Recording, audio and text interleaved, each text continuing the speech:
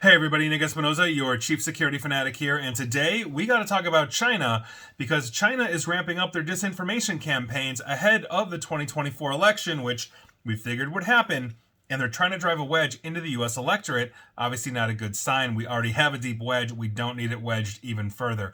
Now, this is coming from Kevin Collier of NBC News, and I think this is actually important because in a quarterly report on inauthentic account behavior on Facebook, Instagram, and Threads, all owned by parent company Meta said that it had taken down 5 distinct Chinese networks targeting foreign audiences this year, and that's more than basically from any other country that is running intelligence operations and campaigns.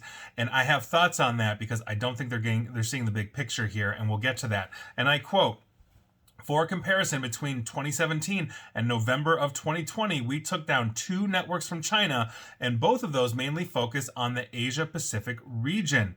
This represents the most notable change in the threat landscape when compared to the 2020 election cycle," meaning China is turning it up to 11. Now, Meta also said that they took down 2 of those coordinated inauthentic behavior networks in recent weeks. One of them included almost 5,000 fake accounts and primarily targeted Americans, often with posts about U.S. politics or U.S.-China relations. We've seen similar behavior across Europe, where China was attempting to rehab their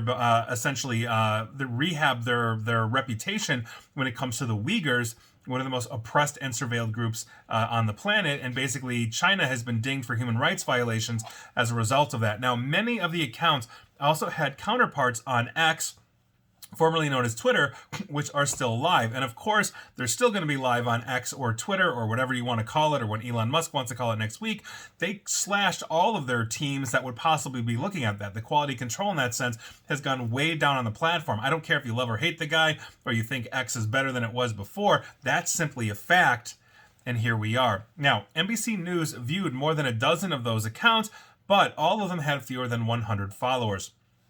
Add that up, though, assuming they had 100 followers times 5,000, that's quite a lot as you're adding it up. Now, Meta also said that repeated efforts indicate an attempt to have some networks in place in the lead up to the 2024 election. Ben Nimmo, which is Meta's global threat intelligence lead, said in a call previewing the report that China's attempts to create fake networks of influence accounts were evidence of multiple groups in that country attempting similar tactics, meaning maybe one intelligence hand doesn't know what the other intelligence hand is doing, therefore they're overlapping, which is to Meta's benefit in terms of identification. Now, in its 2023 annual threat assessment report, the Office of the Director of National Intelligence for the United States found that China is prioritizing influence campaigns, especially as both major U.S. political parties routinely criticize Beijing. And that is 100% correct. We've seen that rhetoric coming from both a lot of GOP candidates and, the Democratic candidate as well, which is obviously the incumbent President Biden. Although, interestingly enough, President Trump has also, and again, not throwing stones, not getting political here, it's simply fact. Recently, President Trump has praised President Xi. Now, I'm wondering if that is going to influence Chinese campaigns, meaning are they in some way, shape, or form going to avoid criticizing or in some way boost up Donald Trump as presumably the presumptive GOP nominee in some way, shape, or form in their intelligence operations, especially if he's more favorable? That would make sense to me if I were running Chinese intelligence operations. If I've got a candidate that is praising the leader, why wouldn't I want that guy to get into the office? Just food for thought. Now, these campaigns are, quote, probably motivated by their view that anti-China sentiment in the United States is threatening their international image, access to markets, and technological expertise, end quote. Now, Beijing's growing efforts to actively exploit perceived U.S. societal divisions, as I just talked about, using its online personas, move it closer to Moscow's playbook for influence operations, and that, again, is according to the Director of National Intelligence of the office. Now, while pro-China influence networks of inauthentic accounts often gain little traction, it's not for lack of trying. Another Meta report earlier this year found a campaign spread across more than 50 websites, including almost every major social media platform, through engagement with those accounts. Engagement with those accounts were minimal. And this is one of the big issues I had with Meta, not Meta, X or Twitter, basically saying for $8 you can have verification. Well, $8 times 5,000 is chump change. It's a rounding error for an intelligence operation from a major country like China. And so what do you have? Thousands of verified accounts that look official in some way, shape, or form, all spewing out whatever they want to spew out. But here's the problem that I have.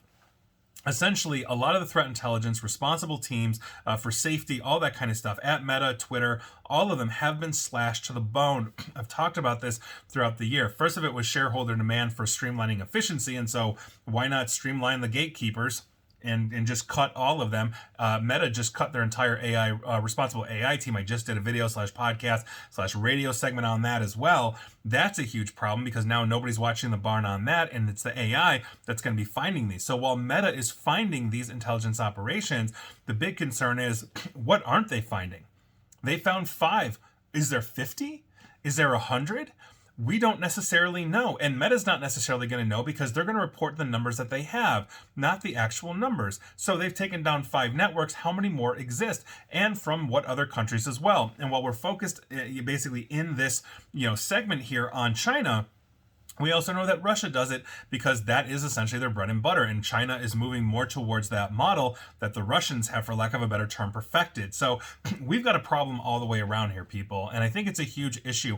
And we are walking into, and I've said this multiple times, one of the most contentious elections, if not the most contentious election in U.S. history, at least in the last 100 years after the Civil War.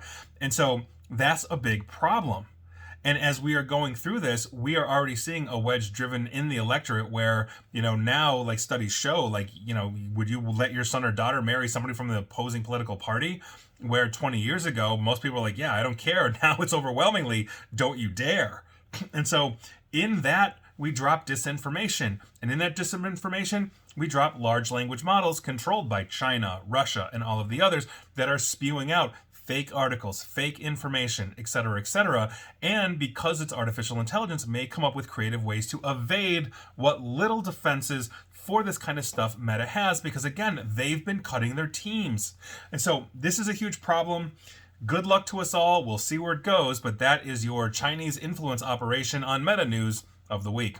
And please like, share, follow me here on Facebook and Twitter at NickAESP, and please feel free to subscribe to me at YouTube as well, where hopefully you'll never get Chinese propaganda out of any of my accounts. And as always, stay safe, stay online, and please attempt to stay private. Thanks, everybody.